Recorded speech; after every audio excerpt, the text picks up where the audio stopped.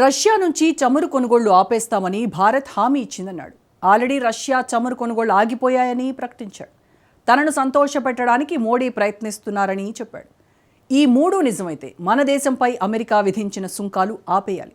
కానీ ఆ పని చేయకుండా 500% టారిఫ్స్ అంటూ మరో కన్నింగ్ ప్లాన్తో ముందుకొస్తున్నాడు డొనాల్డ్ ట్రంప్. మోడీ తనను సర్ అని పిలిచారంటూ పిల్ల చేష్టలకు దిగిన అమెరికా అధ్యక్షుడు ఇండియాను బెదిరించి దారికి తెచ్చుకునే ప్రయత్నం చేస్తున్నాడు. మరి ఈ బెదిరింపులకు మోడీ సర్కార్ వెనక్కి తగ్గుతుందా, లేక మిత్రుడి కోసం అగ్రరాజ్యంతోనే అమీతుమీకి సిద్ధమవుతుందా? అసలు 500% టారిఫ్స్ పేరు చెప్పి ట్రంప్ ఆడుతున్న డర్టీ గేమ్ ఏంటి? ఈ వికృత క్రీడకు భారత్ ఎలా బదులిస్తోంది? Watch this. భారత్పై 500% టారిఫ్స్ కు గ్రీన్ సిగ్నల్. మోడీ సర్కార్తో డర్టీ గేమ్ షురూ చేసిన అమెరికా అధ్యక్షుడు. ట్రంప్ తలతెక్క చర్యలకు భారత్ ఎలా బదులివ్వబోతోంది? అబద్ధం చెబితే అతికినట్టు ఉండాలంటారు, కానీ డొనాల్డ్ ట్రంప్ రూటే సెపరేటు. ముందు అబద్ధాలు చెబుతాడు, తర్వాత వాటిని నిజం చేయడానికి ప్రయత్నిస్తాడు. భారత్ విషయంలో కూడా అదే చేస్తున్నాడు. భారత్ పాకిస్తాన్ యుద్ధాన్ని తానే ఆపేశానని, భారీ సుంకాలు విధిస్తానని బెదిరించి తన దారికి తెచ్చుకున్నట్టు ప్రకటించాడు. కానీ మోడీ సర్కార్ మాత్రం సీజ్ ఫైర్ లో ఎవడి ప్రమేయం లేదు, ట్రంప్ చెప్పే సోది నమ్మొద్దని తేల్చి చెప్పేసింది. ఆ తర్వాత రష్యా చమురు కొనద్దని బెదిరిస్తూ భారత్పై 25% అదనపు సుంకాలు విధించాడు. ఆ తర్వాత భారత్ రష్యా చమురు కొనుగోళ్లను ఆపేసిందని, తన టారిఫ్లు చాలా గట్టిగా పనిచేసాయని చెప్పుకున్నాడు. రియాలిటీలో మాత్రం సేమ్ సీన్ రిపీట్ అయింది. రష్యా క్రూడ్ ఆయిల్ కొనుగోళ్లు ఆపలేదు, కనీసం అమెరికా ఆశించిన స్థాయిలో తగ్గించను లేదు. కట్ చేస్తే భారత ప్రధాని తనను సంతోషపెట్టాలనుకుంటున్నారని, ప్లీజ్ సార్ ఒకే ఒక్కసారి మిమ్మల్ని కలవాలని వేడుకున్నారని మరో అబద్ధపు ప్రకటన చేశాడు. ఇందులోనూ నిజం లేదు, ఉండే అవకాశం కూడా లేదు. ఎందుకంటే 50% సుంకాల తర్వాత తెంపరి ట్రంప్ హాజరైన ఏ అంతర్జాతీయ సమావేశానికి మోడీ వెళ్లలేదు. వెళ్లకపోతేనే ఇలాంటి అబద్ధాలతో రెచ్చిపోతున్నాడు. వెళితే ఇంకెన్ని అబద్ధాలాడుతాడో మోడీకి కూడా తెలుసు. ఇప్పుడు ట్రంప్ అబద్ధాల లెక్కలు ఎందుకు అంటారా? ఇక్కడే ఉంది అస్సలు లెక్క. రష్యా చమురు కొనుగోళ్లు ఆపేయాల్సిందేనని భారత్పై 25% అదనపు సుంకాలు విధించిన ట్రంప్ వాటి ప్రభావం మన దేశంపై తీవ్రంగా పడిందని తెగ ప్రచారం చేసుకున్నాడు కదా. అదే నిజమైతే భారత్ నిజంగా రష్యా చమురు కొనుగోళ్లు ఆపేస్తే మన దేశంపై సుంకాలను ఎందుకని తొలగించలేదు? ఇది మొదటి ప్రశ్న.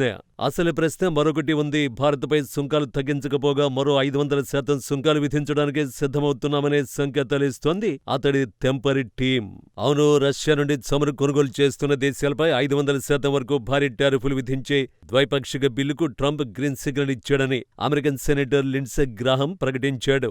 సెనేటర్ లిండ్సే గ్రాహం ఎక్స్ వేదికగా వెల్లడించిన వివరాల ప్రకారం ట్రంప్తో జరిగిన సమావేశం తర్వాత రష్యా ఆంక్షల బిల్లుకు అధికారికంగా గ్రీన్ సిగ్నల్ లభించింది. ఈ బిల్లును ఆయన సెనేటర్ రిచర్డ్ బ్లూమెంటల్ తో పాటు మరికొంతమంది ఎంపీలతో కలిసి నెలల తరబడి రూపొందించారట. ఉక్రెయిన్ శాంతి చర్చలు జరుగుతున్న వేళ కూడా రష్యా సైనిక చర్యలు కొనసాగుతుండటంతో ఈ బిల్లు ప్రవేశపెట్టే సమయం అత్యంత కీలకమని గ్రాహం వ్యాఖ్యానించాడు.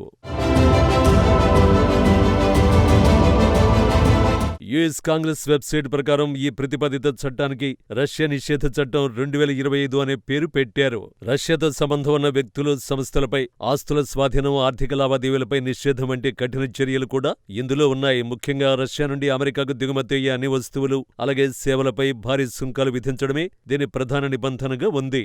ఈ చట్టం ప్రకారం రష్యా చమురును కొనుగోలు చేసే దేశాల నుంచి అమెరికాకు వచ్చే వస్తువులు, సేవలపై కనీసం 500% టారిఫ్లు విధించే అధికారం అధ్యక్షుడికి ఉంటుంది.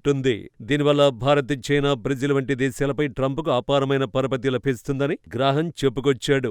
ఈ బిల్లును వచ్చే వారం ప్రారంభంలోనే ద్విపార్టీ ఓటింగ్ కు తీసుకువెళ్లే అవకాశం ఉందని ప్రకటించాడు.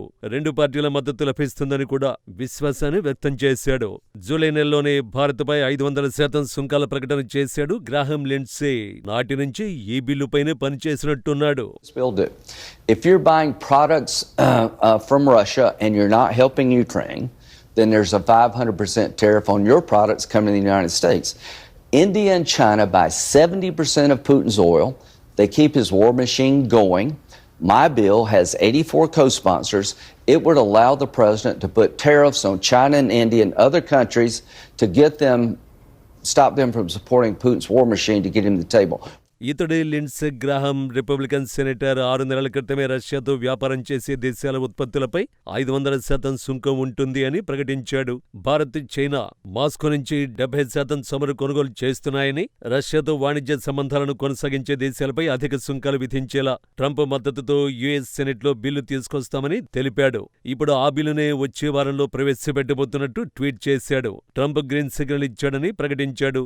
అదే నిజమై ఈ బిల్లు కనుక ఆమోదం పొందితే ఒక్క భారత్కు కాదు, ప్రపంచ ఇంధన వాణిజ్యంపైన దీని ప్రభావం తీవ్రంగా ఉంటుంది. ముఖ్యంగా మన వస్తువుల్ని అమెరికాలో ఎవరు కొనలేని పరిస్థితులు ఎదురవుతాయి. ₹100 వస్తువు 500కి చేరుతుంది. నిజంగా సెనెట్లో ఈ కీలక బిల్లుకు ఆమోదం దొరుకుతుందా? సెనేటర్ గ్రాహం చెప్పిన దాని ప్రకారం ఈ బిల్లుకు రిపబ్లికన్లతో పాటు డెమోక్రాట్ల మద్దతు కూడా ఉంది. సెనెట్లో దీనికి సుమారు 82 మంది సభ్యుల మద్దతు ఉన్నట్లు నివేదికలు చెబుతున్నాయి. బిల్లు ఆమోదానికి అవసరమైన మెజారిటీ కంటే ఈ సంఖ్య చాలా ఎక్కువ. సో ఈ బిల్లు ఆమోదానికి పెద్దగా ఇబ్బందులు ఉండకపోవచ్చని ట్రంప్ టీం భావిస్తోంది. అయితే చైనాను దృష్టిలో పెట్టుకుని భారత్కు దూరం జరగద్దని, భారత్పై సుంకాలు, ఆంక్షలు ఎత్తేయాలని ఇప్పటికే డెమోక్రటిక్ నేతలు ట్రంప్ను డిమాండ్ చేశారు. సెనెట్లో వాళ్లు ఈ బిల్లును తీవ్రంగా వ్యతిరేకించే అవకాశం కూడా ఉంది. నిజానికి ట్రంప్ ఎప్పుడైతే భారత్పై 50% సుంకాలతో రెచ్చిపోయాడో అప్పుడే మోడీ సర్కార్ అలర్ట్ అయింది. అమెరికాపై ఆధారపడ్డాన్ని తగ్గిస్తూ భారత్ తన ఎగుమతులను ఇతర దేశాలకు మళ్లిస్తోంది. యుఏఈ, యూకే, ఆస్ట్రేలియా, ఆఫ్రికా దేశాలతో తన వాణిజ్యాన్ని పెంచుకుంటోంది. అమెరికా సుంకాల వల్ల దెబ్బతిన్న సముద్ర ఉత్పత్తులు, ఎలక్ట్రానిక్స్, ఆభరణాల ఎగుమతులను భారత్ ఇప్పుడు చైనా, థాయిలాండ్, హాంకాంగ్ వంటి దేశాలకు తరలిస్తోంది. రష్యా, ఇజ్రాయెల్ వంటి ఇతర దేశాలతో స్వేచ్ఛ వాణిజ్య ఒప్పందాలు చేసుకుంటోంది. త్వరలోనే యూరోపియన్ యూనియన్తోనూ ఫ్రీ ట్రేడ్ డీల్ జరగబోతోంది. కాబట్టి రష్యా చమురు విషయంలో ఎప్పట్లానే జాతీయ ప్రయోజనాలే తనకు ముఖ్యమని చెప్పొచ్చు. అంతే తప్ప అమెరికా బెదిరింపులకి తల వంచితే ట్రంప్ మరింత రెచ్చిపోయే అవకాశం ఇచ్చినట్టే. భారత్ తన మాటే వినాలని, తాను చెప్పిందే చేయాలని ఆదేశిస్తాడు. లేకపోతే ఇదిగో ఇలా టారిఫ్లంటూ బెదిరింపులకు దిగుతాడు. కాబట్టి ఈ విషయంలో మోడీ సర్కార్ జాతీయ అవసరాల మేరకే వ్యవహరించాలి, వ్యవహరిస్తుంది కూడా.